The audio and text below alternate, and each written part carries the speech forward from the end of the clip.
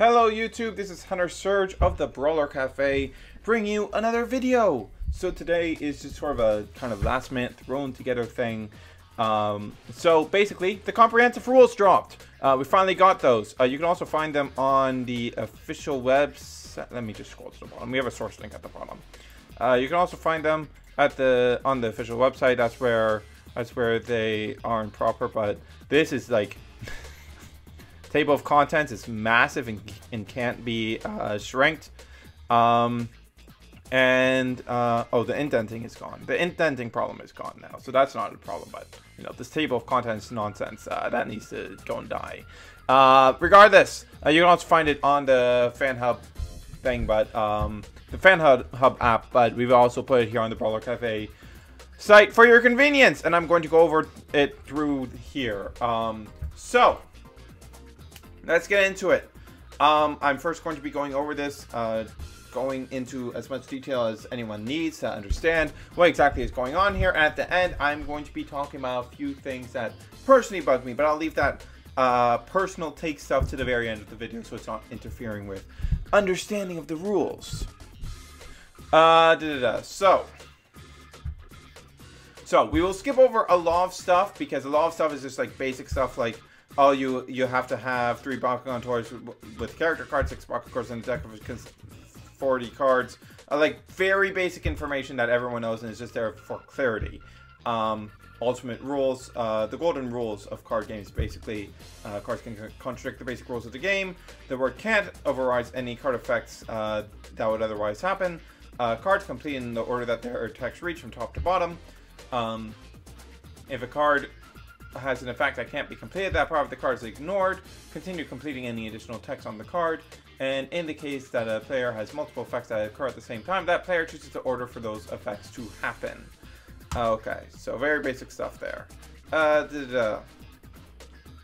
Starting the game, you randomly determine a player to be the starting player. Now, this was already covered in the basic rules, but I have still seen a bunch of people thinking that, hey, is it like the youngest player starts? But no, that's not the case. That's not what happens. Each player shuffles, and then each player can, the opponent can shuffle or cut. Basic card game stuff. Ending the game when a player would be dealt any damage and there are no cards remaining in the deck. This wasn't entirely clear in the basic rulebook, but yes, you lose when you take damage when you have 0 cards in the deck. Not just when you take damage and like that leads you to having 0 cards in deck. And of course, you cannot deck out. You cannot lose by drawing when you have no cards left. Very obvious. Very obvious.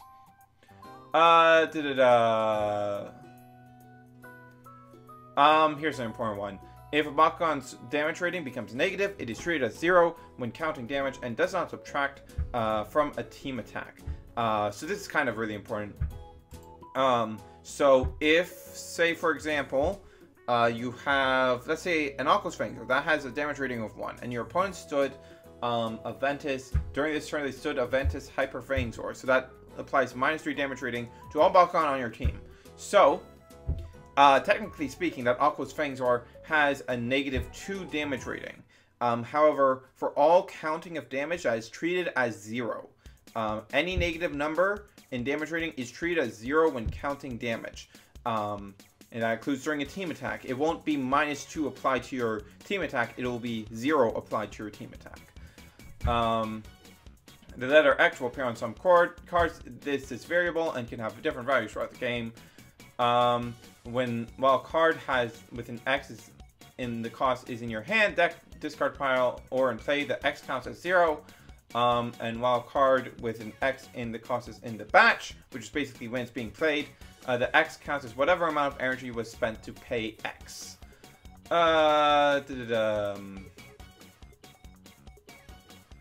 Moving on from that, let's see here. Making selections. There are cards and abilities that will require their controller to make a selection. If a card or ability needs a selection, that selection must be made before the card can be played. So basically, when you're paying costs and stuff, you have to do all the targeting for the card. Basically. And if that selection is no longer valid, if that target leaves the field or whatever in response, then you can't retarget. You just complete as much as you can. Cards that affect Bakugan but do not explicitly call out for selection can apply to any face-up Bakugan. Wait, any face-up Bakugan. So does that... Ah, boy. So does that mean any Bakugan whose character card is face-up, so you can't, like, target things that are face down at that time? That's a bit annoying, but whatever. That seems to be what that means. Priority. This is extremely important. This is one of the things that got changed recently as far as we can tell. Because this wasn't the case during the last Brawl video, apparently. But okay, we have proper priority rulings now. So, at the start of the game, the player who placed the final Bakugan during the... Oh, they changed this too. Okay, so in the original Brawl video, it was the player who won the coin flip to place Bakugan first. It's the one who was the starting player, who held priority in the first turn of the game. But... that's not the case anymore, because the player who placed the final Bakugan would be the player who lost the coin flip. Okay. Okay, sure. And at the start of each turn, the player who won the most recent brawl becomes the starting player. This is kind of, whatever, I'll save that for later. I'll talk about that later. Okay. When a player has priority, they may choose to play cards and use abilities before the opponent, basically. So basically, when you enter a phase, when it's time to play cards, the person who gets the opportunity to play cards first is the player who has priority. That is what having priority means. And once a card or ability completes, priority is returned. Okay, so sorry, let me do this. When a player has priority, they may choose the most recent. If they choose not to add to the batch, the most recent card or ability added to the batch completes. Once a card or ability completes, priority is returned to the starting player. After the starting player makes any gameplay decisions, the non-starting player gets an opportunity to make theirs. This continues until each player decides to make no further game actions in sequential order. This is actually kind of unclear, because it says here, once a card or ability is played, that player retains priority. That player may continue to play additional cards or abilities before the opponent has a chance to act. This basically means that they can chain to their own cards before the opponent can chain to their stuff. Yes. That's basically what that means. Yeah. Okay. Okay, this is actually kind of super confusing. So, okay, no. Okay. Okay, I think I understand what is going on here. This is the confusing part of the rules, to be honest. Caused by the simultaneous turns bit. So, once the player with priority decides that they don't have more to add to the batch, see rule 4.4, we'll go over that later, the other player is given priority. So, when it's talking about priority here, it's talking about the ability to play cards and add to the batch. So, if I'm understanding this section correctly, so... it doesn't say here that the opposing player gets priority. It says that they get the opportunity to make their gameplay decisions. Yes. And it says here, once a card or ability completes, and that doesn't specify like that player's cards or abilities or anything. It just says once a card or ability completes, priorities return to the starting player. So I think what this actually means is that, okay, so the player that has priority going into the turn plays cards, and the only opportunity for the non-starting player is to chain to the starting player's cards, which I'll give personal thoughts on that later. I'll give personal thoughts on that later, but that seems to be what is being said here. This section is not super clear on what it means. What you would expect is that the first player plays cards, the opponent can chain to them, and once that chain or batch completes, then it would pass to the original player, to the other player, so that they can play cards themselves without having to chain, without having to be a part of the opponent's batches. But that doesn't seem to be what it's saying. But whatever. Okay. While a card is completing, and also there's an exception to this that we will be getting to later, and that gets a bit messy. Okay. So while a card is completing, so basically while a card is resolving its effect, and some parts of the card have taken effect, no players have priority. What this basically means is, say for example, you're resolving the effect of Dan. Dan has revealed the top card of your deck, and the decision to play it or not, like, it hasn't been played yet. You can't play cards in this, like, you can't interrupt and play cards in this timing. Neither player has priority during that time. The card has to completely resolve its effects, and then here it is again, before the starting player gets priority again. So yeah, that seems to be how that works. Starting player just always keeps priority, and you have to chain to the starting player's cards if you're the other player to get any opportunity to play cards, which, don't like that. Don't like that. When there are no cards or abilities played and neither player adds to the batch, see Rule 4.4, play continues to the next step.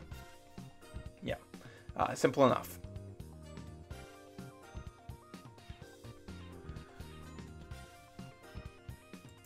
Okay, so a cost is any payment. That's typically energy. But there are also other types of costs that can modify a card. If there's an additional cost to pay when playing the card, it must be paid at the time the card or ability is being used, or else it is decided that the additional cost was not paid.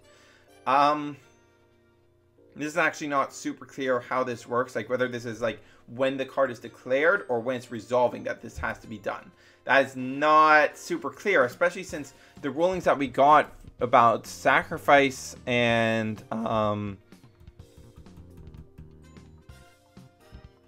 okay, no. Since this is cost is any payment associated with using an ability or playing a card, so sacrifice would not be considered a cost. Yes, that is what it seems to be saying here. So that would line up with what we understood before. Damage, dealing damage, but there are additional effects that can deal damage as well when damage is being dealt. But whatever initiated the damage is called the damage origin. When taking damage, the player being dealt damage flips that many cards from the top of their deck one at a time and places them into their discard pile. Drawing a card is just drawing a card. If there are no cards remaining in a player's deck when they are directed to draw a card, the player skips that draw. Very simple. Parts of a card. So this just goes over what is on a card. There are these things: Evo rating, Evo ID, and Hero ID mentioned, but never explained. Yeah, never explained. So who even knows what that's about? Yes. If an effect allows for a card to be played for free, it means that the energy cost is 0. Yeah.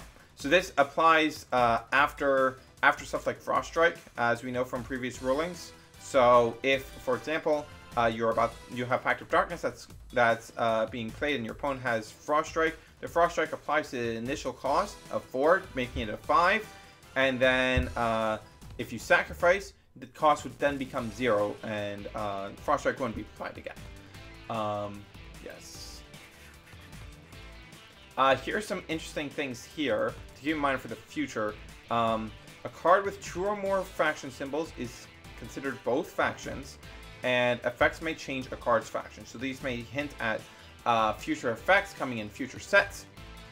I would assume if we got a multi-faction card, it would be on non-Bakugan cards, because multi-faction Bakugan would be very messy, because it would allow you to run like 4 or more factions in your deck, and it would remove that decision making in your deck building. So I would assume it would be on cards specifically, and that would probably be like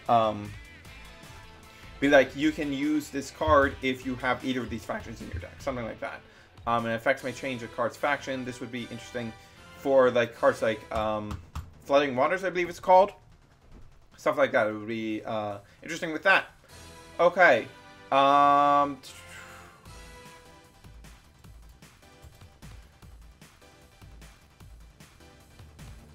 So, damage rating. If a character, we already went over this, if it is a value of 0 or lower, it is considered 0. Okay, this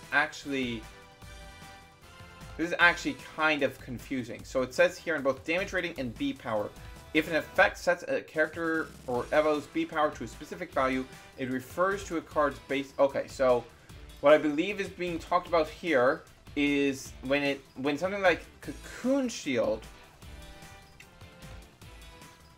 when Cocoon Shield sets a B power to a specific value, it refers to a card's base B power.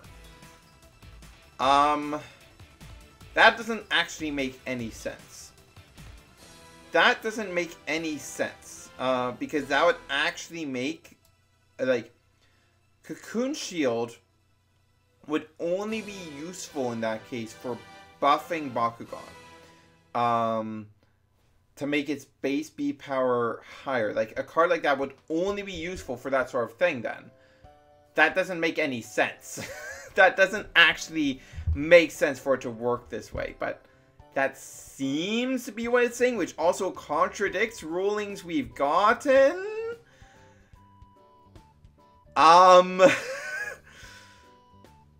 Yikes.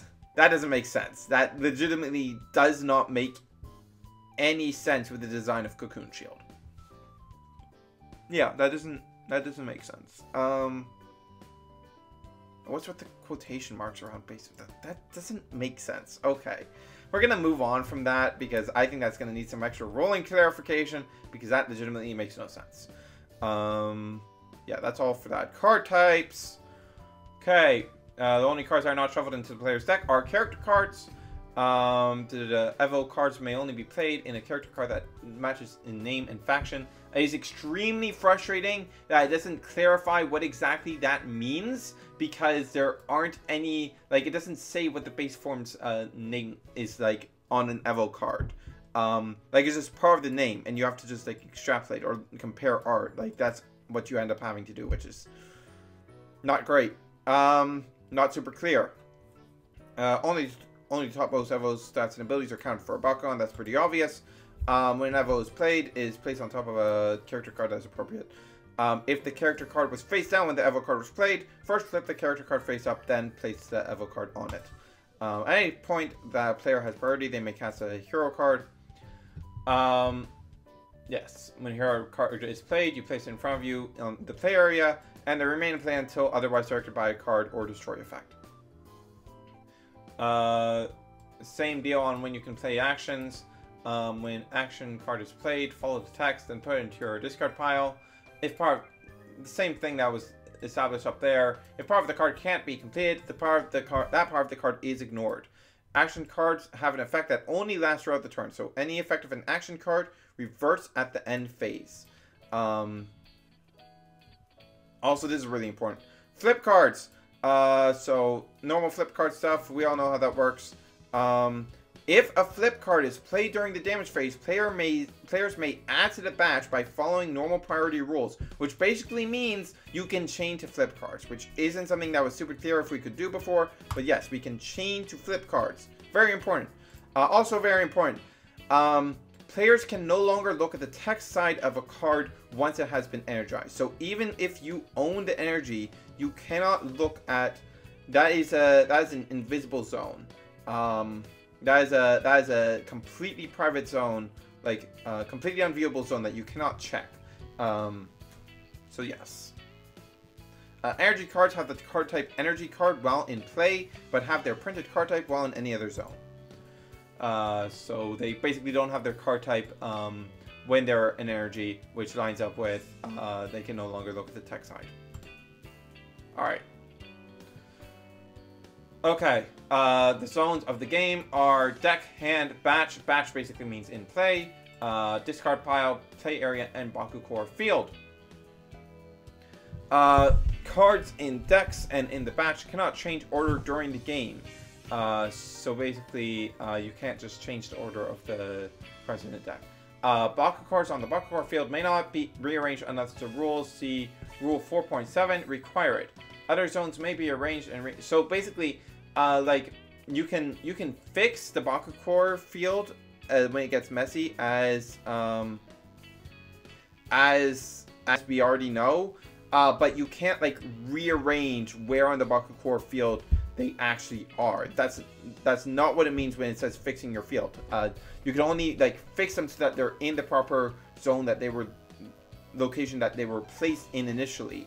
You cannot change where they're placed when you're fixing the field.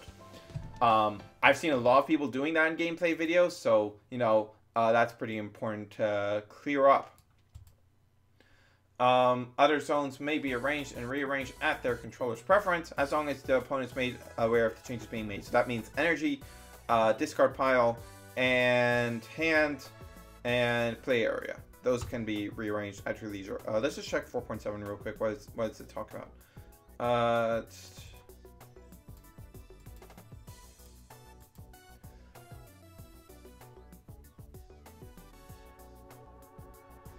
Alright, that doesn't actually say anything about that. Deck. Deck is exactly 40 cards. So that's share factions with the Bakugan on that player's team. There can't be more than 3 copies. Each player's deck must remain in a single face-down pile. You can't look at cards in either player's deck. Can't change the order of contents. Players are allowed to ask for the remaining number of cards in your opponent's deck at any time. When a player is asked, they are allowed to pick up their deck and count it face down. Important. This is public information. Your opponent's life count is public information. I mean, that should be obvious, but you know. Player's hand is where that player keeps cards that they have drawn throughout the game. There are additional effects that have the ability to put cards into a player's hand as well. Yes. And at the start of the game, you draw 5 cards, and those cards are hidden from your opponent. This is a big one. Players are not allowed to have more than 7 cards in their hand at the end of each. So basically, we have a maximum hand size of 7. I'm going to be talking about this a lot more at the end of the video, but for now, be aware that is how that works. You discard down to your hand size of 7 at the end of every turn if you have more than 7 cards in your hand, which is problems. But we'll talk about that later. Players are allowed to ask for the number of cards in the opponent's hand at any time. When a player is asked, they must count their hand and tell the opponent the appropriate number. So public information. Hand size is public information. When a card is played, that card enters the batch, and when an ability is activated, that ability enters the batch. So basically, stuff enters the chain. In some cases, multiple effects may enter the batch at the same time. When 2 or more of these effects are controlled by the same player, that player may choose the ordering of their effects. In the case that some effects are controlled by different players, the starting players, so the person with the priority, will enter the batch first, followed by the end of the batch going to the non-starting player's effects. Okay, so basically this means when automatic abilities are happening. So like, say for example, you have 2 Dankuzos on the field. Then you would choose the order that they happen. Or if you have like a Dankuzo and a Winton Styles, you would choose which order those enter the batch. You can choose the order that they would happen. And same thing here. If like you have a Dankuzo and your opponent has a Winton Styles, or if you both have Dankuzo, the starting players will so the starting players will enter the batch first, and the non-starting players will enter the batch, which means the non-starting players will resolve first, and then the starting players will. Once both players pass priority and don't add to the batch, the card or ability at the end of the batch resolves. Repeat this for each card or ability on the batch using priority rules. Wait, what? How does priority rules apply to that? What? This is the priority and timing thing. Oh god. Oh god. Okay, so what I believe this is saying is that so every time something is resolved, you can put more things into the batch. You can respond to it more. That's the only thing I could really see using priority rules to mean. So I don't know. The end of the batch is the most recent card or ability played. Blah blah blah. First in, last out. Last in, first out. Basically. Some effects in the game do not add to the batch. Uncharging energy cards to gain energy does not add to the batch. Bakugans do not use the batch. Some Bakugan have text boxes that are affected by Bakugans. These abilities do not use the batch. And for some reason, you can forfeit the match is in the batch section. For some reason, forfeiting a game does not use the batch. I don't know why that's there. That being there doesn't really make any sense to me, but okay. Player's discard pile is a combination of any cards that are discarded, sacrificed, destroyed, or had negated. Or have been negated. Regardless. In addition, action and flip cards that have been played in that game, any damage that has been dealt to that player, also go to that player's discard pile. And discard pile is a single face-up pile that can be viewed and rearranged by any players. The play area is a combination of cards that stay in play from turn to turn. They consist of character cards, evos, heroes, and energy cards. Cards in the play area do not go to the discard pile after they are used. Cards in the play area that have the same card type must stay near other cards that share that card type and must remain visible. In Bakugan field, before a game starts, players will take turns placing Bakugans in the center of the play area in order to create a Bakugan field. This is the zone that the Bakugan toys will be rolled towards in order to open and gain special abilities. At all times, there must be a clear path from a player to the Bakugan field with no cards in between. When a Bakugan is placed, at least one side of that Bakugan must touch and be parallel with the side with another Bakugan on the Bakugan field. If multiple Bakugans are being placed at the same time, the player placing them does so one at a time in any order they choose. Yeah, pretty clear stuff. Okay, so phases. Following priority rules, each phase is taken simultaneously by both players. A phase can only end when both players have passed in succession with no cards or abilities remaining to be completed. So basically, passing to end a batch does not end a phase. Passing when when both players pass in succession, when there's nothing left on the batch, that's when a phase ends. Which also doesn't really make sense with how it talks about priority roles for non. I don't know. The batch stuff is actually way too confusing for how it actually works. Like, doesn't actually make sense in a lot of ways. But regardless. Once a card ability is completed, both players gain the opportunity to play additional cards and abilities during that phase. Okay, what? That like contradicts what I was saying in priority. Oh god. Just say that passes to priority. It's very simple. That's all you need to do for this to make sense. Between each phase of the turn, no additional events can take place. Obvious stuff. Okay. Start phase is the draw step and the energy step. During this phase, players cannot play cards or use abilities. So you cannot play cards during this part of the turn. Roll phase. Roll phase consists of selection step and the roll step. So, selection step. Okay, this is actually important. Selection step. Starting with the starting player, okay, so this is actually super important. So, you do not actually choose Bakugan simultaneously. The player who has priority, the starting player. Okay. This makes more sense for this to go to the player who won the previous brawl, since this is where the primary disadvantage, this would be a big disadvantage. So basically, the player with priority chooses an unopened Bakugan to roll first, and then the other player. You don't choose simultaneously. You start with the starting player. So, winning a brawl puts you at a disadvantage because your opponent is aware of what Bakugan you're choosing when they go to make their selection. And the timing to play cards during the roll step, during the roll phase, is after selections. After all the selections have been done, that is when you can play cards. So when you know what each player's Bakugan are. Now, typically you don't want to play cards here unless it's like Dan Kuso or Frentis Hyper Fangzor or Winton Styles.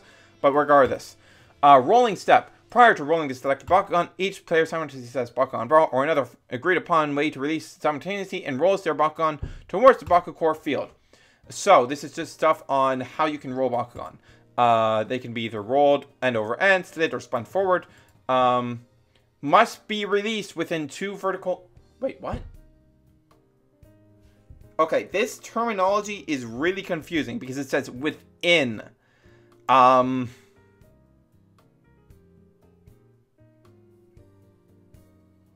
What? What? Okay, I'm actually super confused by this. Okay, so Bakugan must be released within 2 vertical card lengths from the edge of the table closest to the player rolling it. I haven't seen table be used to refer to the Bakugan field at all. To the edge of the table. What? That doesn't make sense. That doesn't make any sense. This is supposed to be like... That's like completely different from what the actual rules say.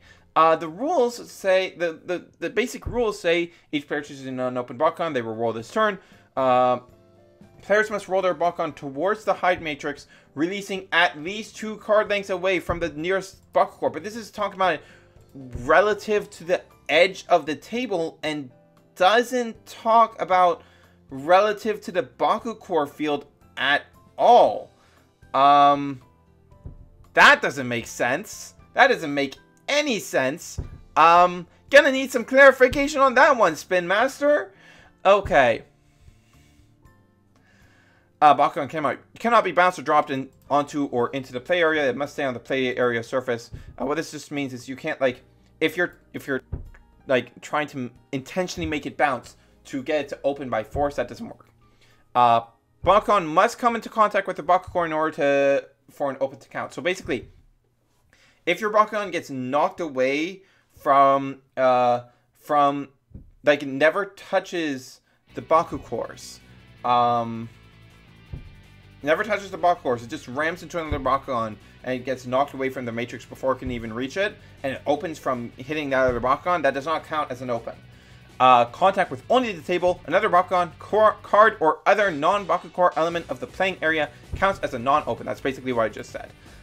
Each player that opens a rolled Bakugan reveals the corresponding face-down Bakugan character card and moves to the brawl phase. If neither Bakugan opened, start over from the beginning of the roll step. If both Bakugan opened... Wait. Okay, roll step. Why does it say rolling step and then roll step? It says here roll step, it says here roll step, but it says here rolling step. Come on.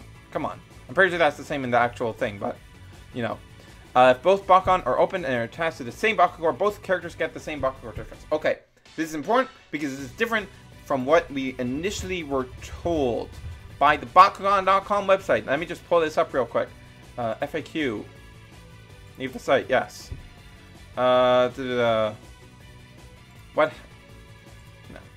What happens if 2 battling Bakugan balls pick up the same Bakugan?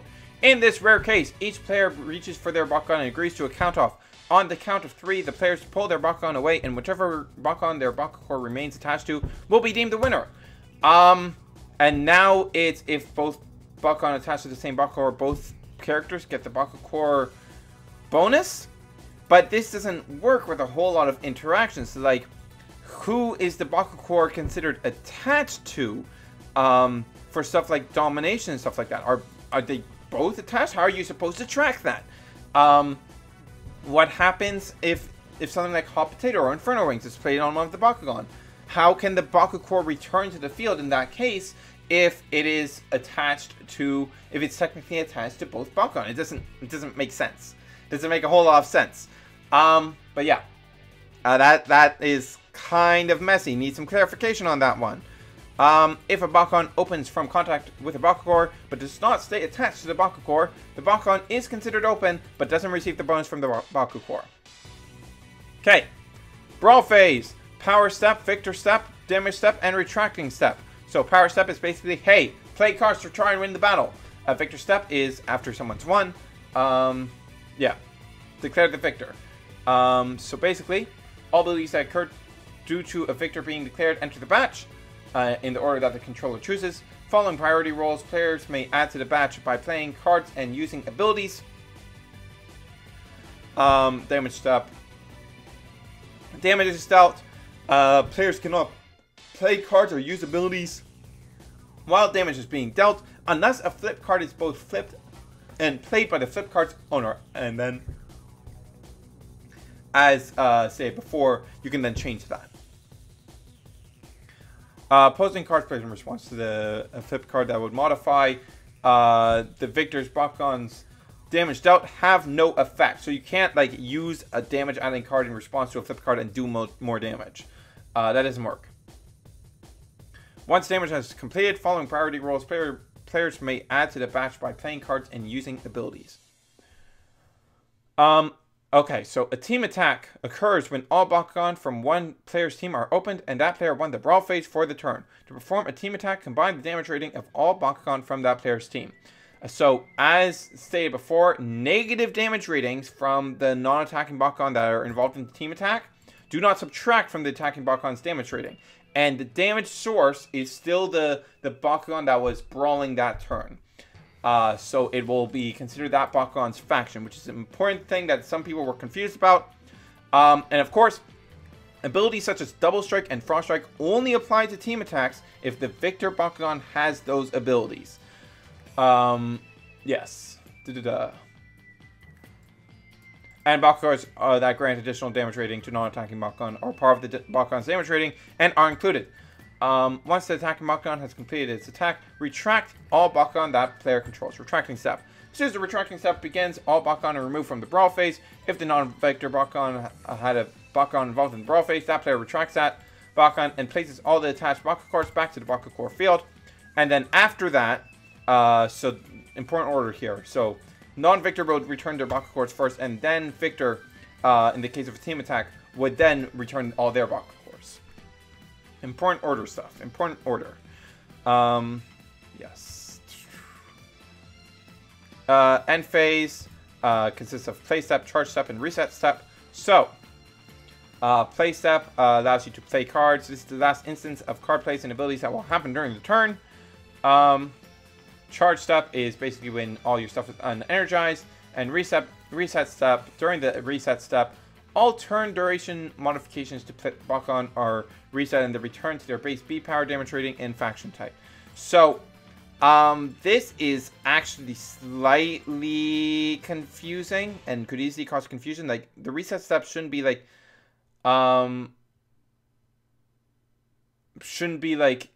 something that happens here because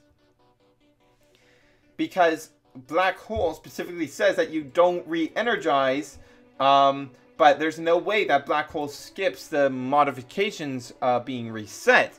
So this isn't really something that should be listed in the same way. It should be listed with some sort of distinction so that it's clear that even if you skip the rest of the turn, this would still happen. The same applies to retracting, actually. That should really be happening too, because like this does come after damage, and there should be clarity in the detailed rules saying that, hey, even if you skip the rest of the turn with Black Hole, these still happen and this still happens. That needs to be super clear. Okay. 6. Playing cards, abilities, and effects. There are game actions that will cause a change in priority before priorities. What? But it. That's not what that section says, though. That section specifically talks about how... let's find it again. Like, it never says, like the only time priority is given to the player is when a chain is happening. Yeah, this doesn't make sense. The way this is written out with priority stuff doesn't actually make a lot of sense. Yeah. I can maybe get the general idea of how that's supposed to work, but it's not made super clear and is actually made in a completely contradictory way, written out in a completely contradictory way here. Okay, so that's something very confusing and hopefully will get remedied in the future. Yes. Okay, playing cards. To play cards is to pay its cost and move it from the hand and put it to the batch. A player must have priority to play a card. Playing a card requires the player with priority to announce the card and move it to where it is, from where it is to the batch. It becomes the top card of the batch and will be the next effect to happen unless a player adds a card to the batch before it resolves. At the time the playing of a card is on the batch, it may be negated by an effect. So, okay. At the time the playing of a card is on the batch, it may be negated by an effect. Okay, so let's parse what that means. Okay, I think there's an of missing here. I think it's supposed to say at the time of the playing of a... At the time the playing of a card is on... That sentence doesn't make sense. But, Basically, what this is basically saying is, even though you can change your own stuff, negate stuff. Okay, no. No, okay, this is actually way too confusing. This is way more confusing than it really should be.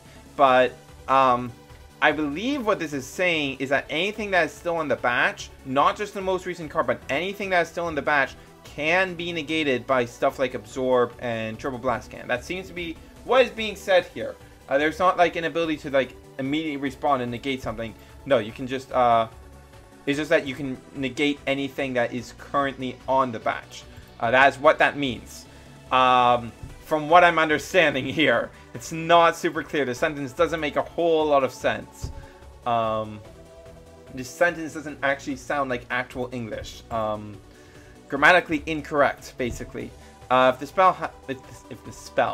spells don't exist, if the card has decisions within the effect, like you can tell this is MTG players. You can tell this is MTG players designing this because it says spell. In MTG, everything is a spell. Okay. If the card has decisions within the effect, players make them upon announcing the playing of the card. This includes what the effect will be affecting. Additional costs associated with the playing of a card must be paid and identified when the playing of the card is announced. Triggered abilities. Triggered abilities are abilities that have specified conditions in which they occur. They typically appear as when, if, at other condition, effect. If a triggered ability has each of its conditions met, the result is put on the top of the batch. All rules that apply to the resolution of a card's play effect in the batch apply to a triggered ability in the batch.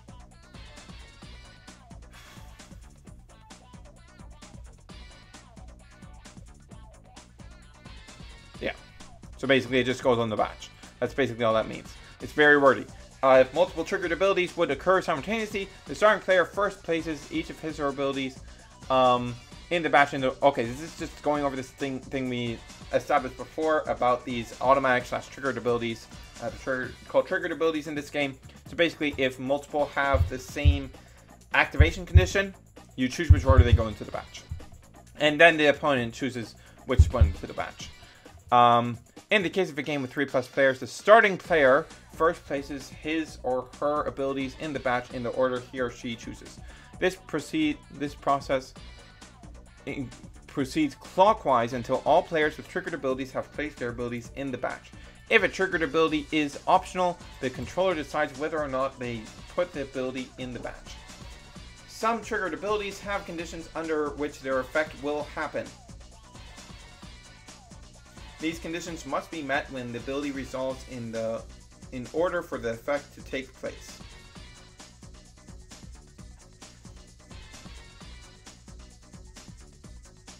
Yeah, so basically if it has any additional conditions at resolution that it has to check, it has to check them. That's basically all that means. Activated abilities. Okay, this is interesting because we don't have any activated abilities yet. They don't exist right now, but they will probably exist in the future considering they got their own section. In order for an activated ability to be announced, all costs must be paid. So when you declare it, you have to pay all the costs. Once costs are paid and the ability is announced, the effect is put on top of the batch. Basically, otherwise it's just a normal thing. It's just a normal thing. It's just another normal thing. Did they literally repeat this? Okay. Conditions for cost and conditions for effect. I understand. Okay. So static abilities. Static abilities take effect constantly rather than being activated or triggered at any particular card time. They appear as statements on a card. So stuff like Winted Styles 15 energy ability, Leah's 5 energy, 5 hero ability,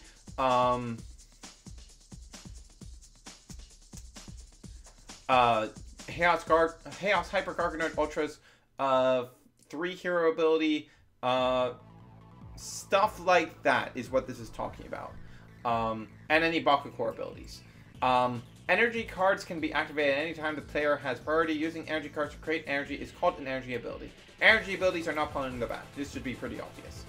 Completing effects. Whenever there is an effect on the batch, if all players choose not to take any actions, the effect on top of the batch completes. Upon completion, all conditions of an effect must be met.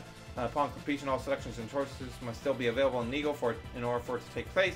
Upon completion, the controller of an effect follows all instructions of the effect in the order the text is written.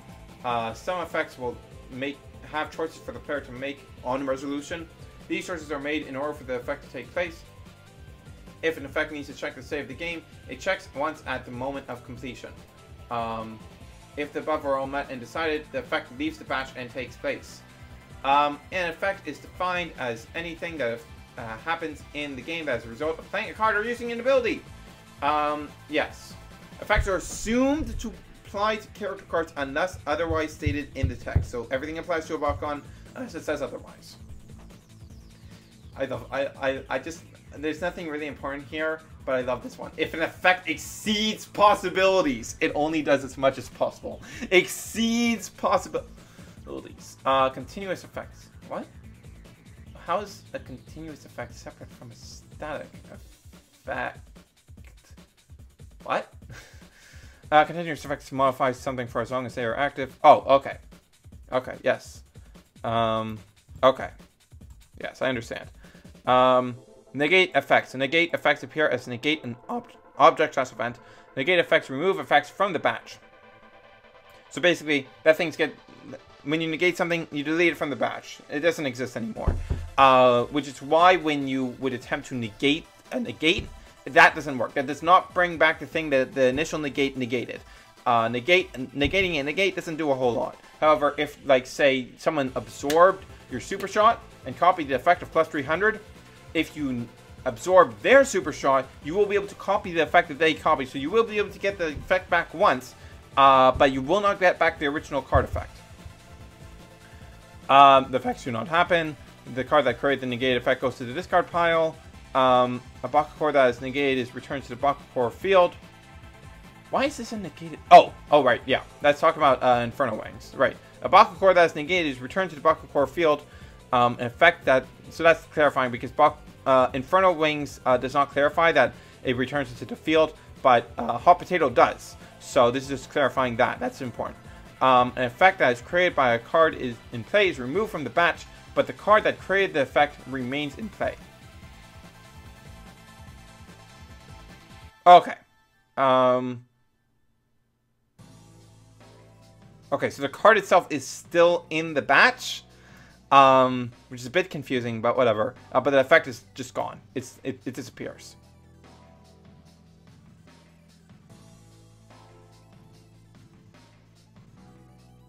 And this is just like term stuff. Open Bakugan or any Bakugan that opened during the roll phase. A Bakugan does not need to have a Bakugan attached to it in order to be considered open, but must open as a result of the magnet portion of a Bakugan hitting a Bakugan. If an illegal roll has been made, the roll is considered missed. We'll go over that later. Okay, this actually contradicts what it says in the legal roll section. That actually directly contradicts it. But we'll get to that later. Double Strike. A Bakugan with Double Strike deals twice the amount of damage based on its damage rating all at once when it attacks. So it's still all one batch of damage, but it's doubled. That's basically how Double Strike works. And when a Brawl's outcome is decided by damage rating instead of B power, count the Bakugan's damage rating amount, and not the Double Strike damage. So it does not contribute to battles that have been altered by like Might of Cindius and stuff like that. Shadow Strike. When Bakugan gains Shadow Strike, it reverts any effects that reduce its damage rating or B power that turn. Simple stuff. Frost Strike. If the attacking Bakugan gains any amount of Frost Strike in response to a flip card. So if you respond to a flip card with something that gives your Bakugan Frost Strike, it does not retroactively affect flip card costs that turn. Okay, this actually isn't super clear what this means. Because this could either mean it doesn't like retroactively force your opponent to pay more for the things that they already flipped, or it could mean that it doesn't have any effect on the damage that turn. Yeah. Could mean either of those. But whatever. Whatever. We can't really clarify that right now. Yes. Okay. And so there's still no clarification on how when the sacrifice costing works. Gotcha. Great.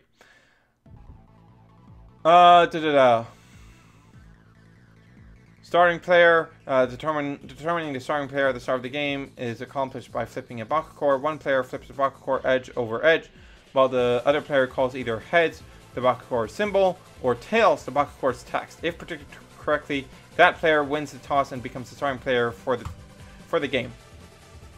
Acting player. Why was this term not used anywhere else? Okay, acting player is the player who has priority. Once that... This is not consistent with what the rest of the rules have said. The term acting player has not been used a single time throughout the rest of the rules. And its use throughout the rest of the rules will have made things super clear, because what it's saying here contradicts what it says in the actual priority section.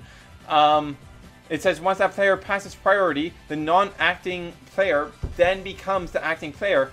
But what it says in the priority section, as we've gone over multiple times, is once a card or ability completes, priority is returned to the starting player, which is not at all what is really being said by, like, this is a headache. This is a headache, because at no point in this priority section does it say, outside of, like, responding to a batch,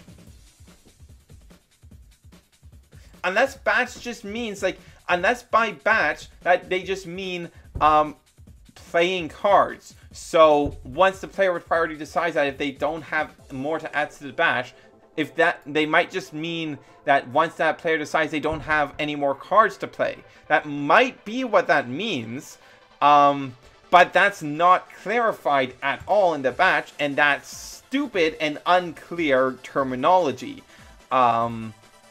Like, if that's the case, you're referring to playing cards as the exact same thing as the chain and creating a bunch of confusion, because that it's unclear what this term means at any particular time.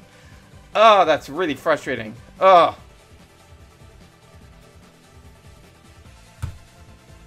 Okay, regardless, copying cards and abilities. This is something that needs some clarification. When a card or ability copies another card or ability's text effect, treat it as if it had been played independently. Copied cards do not have the modified abilities granted the original card. So if the original card got modified anyway. If the original card or ability that was copied is negated, it does not negate its copies. Copied cards and abilities must be played immediately or it is lost. Illegal actions. Illegal card plays. When a player plays a card that they could not pay the energy cost for or prevented from playing it, it is an illegal card play. They are immediately negated and any effects are reversed. And they're returned to its owner's hand, and any energy used to pay for it returns to the player's energy pool. Illegally played cards returned to the owner's hand may still be played illegally. Illegal Bakugan plays. So here's the bit that I was saying was being contradicted up there. So when a Bakugan is rolled closer than 2 lengths from the edge of the closest Bakugan in the Bakugan field, it is an illegal Bakugan roll. Okay, so it is actually... Okay, so I think that thing up there about within 2 card lengths of the table is actually just a mistake that really needs to be fixed, because that's super unclear. When a Bakugan is bounced or dropped onto or into the play area, instead of rolled, it is an illegal roll. When it opens without contacting Bakugan, it is an illegal roll. What? What?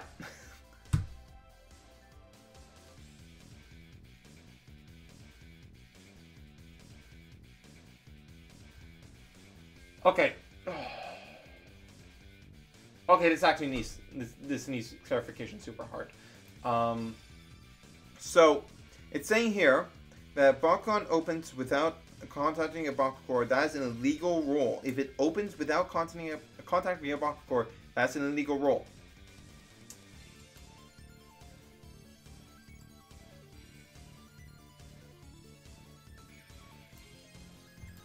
So, a new roll can be made with returned Bakugan if it can be rolled legally. So, it's saying that if your Bakugan opens without contacting a Bakucore, it can be re-rolled? That's allowed? Okay, I guess. I mean, I guess if that's what's actually intended, but it's also saying, like, if you're, like, intentionally bouncing and dropping onto the play area, you can just re-roll. Which is why? Why would you do that? Why are you not punishing the players who did an illegal action? Like, it's not like this up here where it should be retrying, because like that can be mistakenly done, but stuff like this has been specifically talked about by Ventus Knight about intention of intentionally bouncing or dropping it, stuff like that. So why is that allowed to be a reroll? I don't understand why that would be allowed to be done that way. That seems kind of dumb. Handling misrolls. If a rolled Bakugan rolls off the play area or does not enter the play area, it is a misroll. Misrolls are treated as a roll that did not result in the Bakugan opening. So why did a bunch of stuff up here not get treated the same treatment this did? And then taking control of a card. There are a few cards that does do this.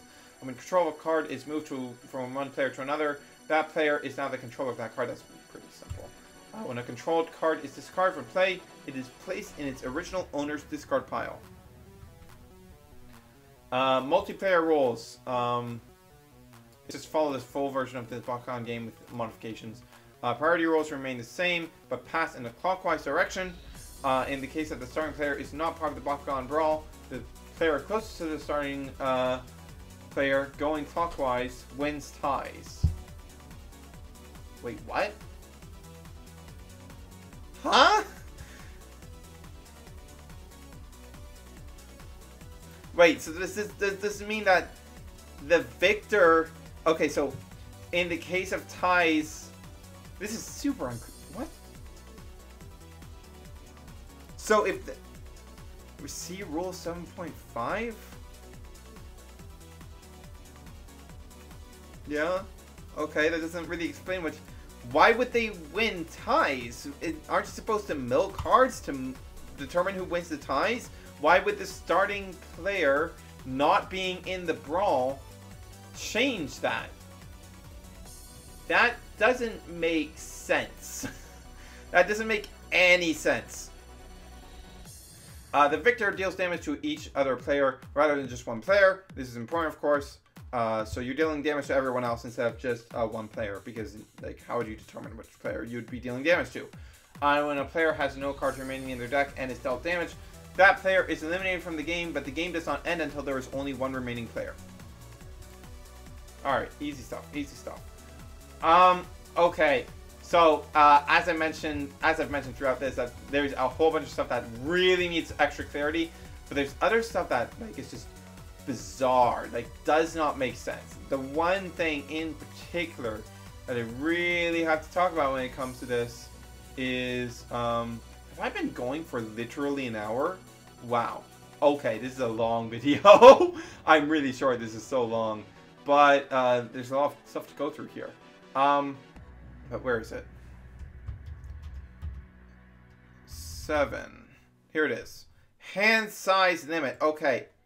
Why is there a hand size limit? Why is there a hand size limit?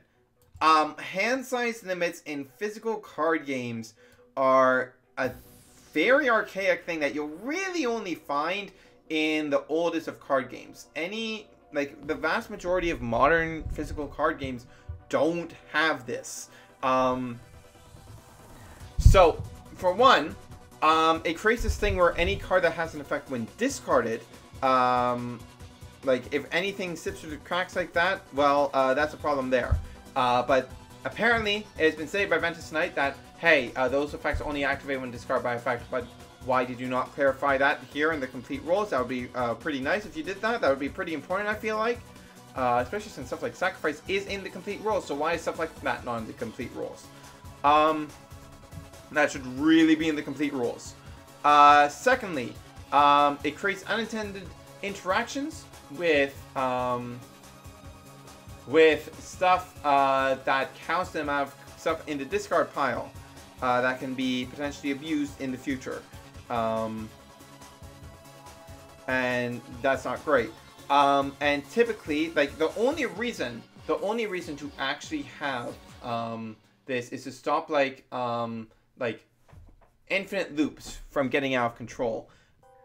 But the good infinite loops are never stopped, are never even touched by hand limit rules that force you to discard at the end of turn. They're only stopped by ones that are active throughout the whole turn at any time you exceed that hand size limit. In addition, it's just really messy to have this sort of thing in a physical card game, because it is so easy to hide cards in your hand, to make it to like fan out the cards in your hand and hide one or two of the cards so that it seems that you have the correct limit of cards in your hand, but you actually have like 8 or 9. It is super easy to cheat that. And the only way to really police that is to get your opponent to put each card individually on the field face down at the end of each turn, or have a judge there counting their cards. And that's really messy. And when the only thing that hand size limits do, especially in a game with a mana system like Bakugan has, is stop bad infinite loops, I guess. It's just really baffling why this would be in the game. Well, I know why it's in the game. It's because MTG, Magic the Gathering, has a hand limit of 7. And this game is designed by MTG players. So put in a hand size limit, I guess. Ugh, really annoying. I think that's all I have to say on that. Yeah, it's just really annoying that this is even here. Like, it's especially really annoying because it's directly contradictory with Brain Geyser's design. Like, Brain Geyser is already not very good because it doesn't actually save you from the remaining damage of the turn. And even when you get absurd hand sizes with Brain Geyser, well, you had to high roll into that in the first place. You still ended up taking a bunch of damage effectively. And on top of all of that, the amount of cards that you can even play in a turn is still limited by the energy system. So there's no reason for this sort of thing to really exist. It's just really, like, obviously it's different in digital card games, because digital card games, because they're digital, can prevent any of these problems from really happening, especially the cheating involved problems. But in a physical card game, they're just kind of a mess, and that's kind of why most modern physical card games don't have them, and it's really annoying that this one does. Like, the only modern one I can think of that has a hand size limit is Force of Will. And Force of Will is pretty infamous for just copy-pasting stuff directly from MTG. So yeah, that's kind of really, really irritating. Don't know why it's here. I mean, it directly contradicts card design. Just feels like a thing that's here because MTG did it. Really annoying. But this video has been literally going for over an hour. I'm sorry, but I wanted to go through all of this comprehensive rule stuff. So, you know, I hope this helped you people. With that said, this is Hunter Church signing off.